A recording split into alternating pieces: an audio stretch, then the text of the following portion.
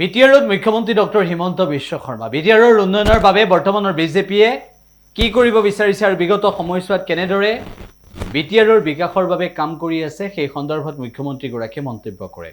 মুখ্যমন্ত্ৰী ডক্টৰ হিমন্ত বিশ্ব শৰ্মাই বিটিআৰৰ উন্নয়নক লৈ কি ক'লে সেয়া শুনাব বিচাৰিছো।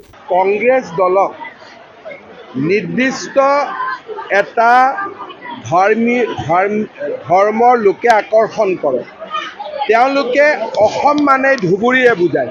ধুবুৰী যোৱাৰ মোৰ কোনো আপত্তি নাই, কিন্তু প্ৰথমতে ক'ব লাগে যিকোনো ব্যক্তিয়ে যে আমি কামাখ্যাত আহিম, বটদ্ৰৱাত আহিম, চৰাইদেউত যাম, চৰাইদেউ মৈদামত যাম, ৰংঘৰত যাম, তাৰপিছত ধুবুৰীলৈকেও যাওঁ। কিন্তু তেওঁলোকৰ মা কামাখ্যাৰ প্ৰতিও আস্থা নাই, মহাপুৰুষ শংকৰদেৱৰ প্ৰতিও আস্থা নাই, ৰংঘৰকো স্বীকৃতি নিদিয়ে, চৰাইদেউ মৈদামকো তেওঁলোকে স্বীকৃতি নিদিয়ে। ধুবুৰীত বাস কৰা একাংশ ধৰ্মীয় সংখ্যালঘু লোককে তেওঁলোকে স্বীকৃতি দিয়ে। আন কোনো লোকৰ মৰম তেওঁলোকে বুজি নাপায়।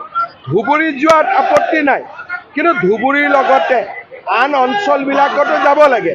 কিন্তু বৰ্তমান মই ভাবোঁ যোৱাৰ সময় নহয়। কোনে প্ৰিয়ংকা গান্ধীক চাব আহিব? প্ৰিয়ংকা গান্ধীকতো অসমৰ মানুহৰ চোৱাৰ কোনো আগ্ৰহো নাই, কাৰণ প্ৰিয়ংকা গান্ধীতকৈ ভাল ভাত আমাৰ মাসকলে ৰান্ধে, ভাল পিঠা পনা আমাৰ বাইদেউসকলে বনায়, আমাৰ বাইদেউসকলে খেতি পথাৰতো কঠীয়া ৰুব পাৰে। গতিকে প্ৰিয়ংকা গান্ধীক চাই কি পাব? একেটা সময়তে মুখ্যমন্ত্ৰী ডক্টৰ হিমন্ত বিশ্ব শৰ্মাই আত্মসহায়ক গোটৰ মহিলাসকল প্ৰিয়ংকা গান্ধীতকৈ যে ওপৰৰ, প্ৰিয়ংকা গান্ধীতকৈ যে শ্ৰেষ্ঠ, সেই কথা মুখ্যমন্ত্ৰীগৰাকীয়ে আজি উল্লেখ কৰে।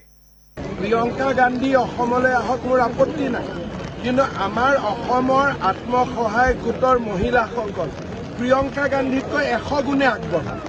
গতিকে অসমৰ মহিলা, বিশেষকৈ চেল্ফ হেল্প গ্ৰুপৰ যিমান অসমৰ মহিলা আছে, প্ৰিয়ংকা গান্ধীক চবতে পৰাজিত কৰি দিব। প্ৰিয়ংকা গান্ধী কম্পিটিশ্যনত আহিবই নোৱাৰে। আমাৰ মহিলাই লাড়ু বনায়, আমাৰ মহিলাই পিঠা বনায়, আমাৰ মহিলাই খেতি পথাৰত গৈ কঠীয়া ৰুৱে, আমাৰ মহিলাই ল'ৰা ছোৱালীক স্কুলত পঠায়, কলেজত পঢ়ায়। আমাৰ মহিলাৰ লগত প্ৰিয়ংকা গান্ধীয়ে ক'ত কম্পিটিশ্যন কৰিব পাৰিব নেকি?